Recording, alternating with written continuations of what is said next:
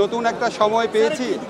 আমরা যে দেশকে গড়ার এই যে একটা সময়টা পেয়েছি, আমাদের ভুলে গেলে চলবে না। এই সময়টা আমরা অর্জন করেছি।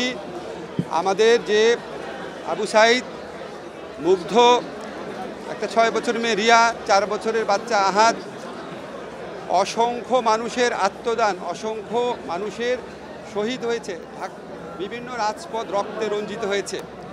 এত বড় একটা গণ অভ্যুত্থান বাংলাদেশের ইতিহাসে কেন, যে ছাত্ররা মিলে 25-26 বছরের ছাত্ররা মিলে একটা স্বৈরাচারী, একটা অত্যাচারী, নির্যাতনকারী সরকারকে ক্ষমতাচ্যুত করতে পেরেছে, এটা এই উপমহাদেশে না, পৃথিবীর ইতিহাসে খুব বিরল ঘটনা।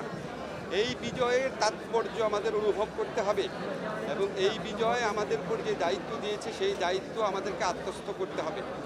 আমি মনে করি আমাদের প্রধান কনসার্ন হচ্ছে ল অ্যান্ড অর্ডার সিচুয়েশনকে রেস্টোর করা, তারপর যারা নিহত হয়েছে অবশ্যই তাদের বিচারের ব্যবস্থা করা, এবং এটার পিছনে যত শক্তিশালী মানুষ থাক, যে দেশেই পালায় যাক বা যেখানেই পালায় যাক,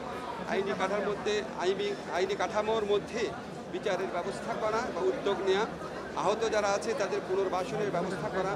আমাদের যেসব মানুষ যে স্যাক্রিফাইস করেছে, তরুণ ছাত্র জনতা, তারা স্যাক্রিফাইস করেছে একটা বৈষম্যহীন সমাজ গড়ার জন্য, শোষণমুক্ত সমাজ গড়ার জন্য। এই শোষণমুক্ত বৈষম্যহীন সমাজ গড়ার জন্য আমাদের যে রাষ্ট্রীয় প্রতিষ্ঠানগুলো আছে, বিশেষ করে পুলিশ, বিচার বিভাগ, জনপ্রশাসন, তারপর দুর্নীতি দমন কমিশন, বিশ্ববিদ্যালয়গুলো, পাবলিক বিশ্ববিদ্যালয়গুলো, এখানে থরো রিফর্মে আমরা চেষ্টা করব। আমাদের লক্ষ্য থাকবে, আমরা তো আসলে দেখেছি মানে আমাদের অনেক রাজনৈতিক সরকার এসেছে কিন্তু ওনারা রিফর্মটা সেভাবে করেন না দেখি এরকম অপশক্তি বারবার সুযোগ নিতে পারে। আমাদের কাছে এই যে এত মানুষের আত্মদানের বিনিময়ে আমরা যদি এই বেসিক কাজটা না করে যাই, তাহলে তো এই আত্মদানের মাহাত্ম্য থাকবে না। এটুকুই প্রত্যাশা। ধন্যবাদ।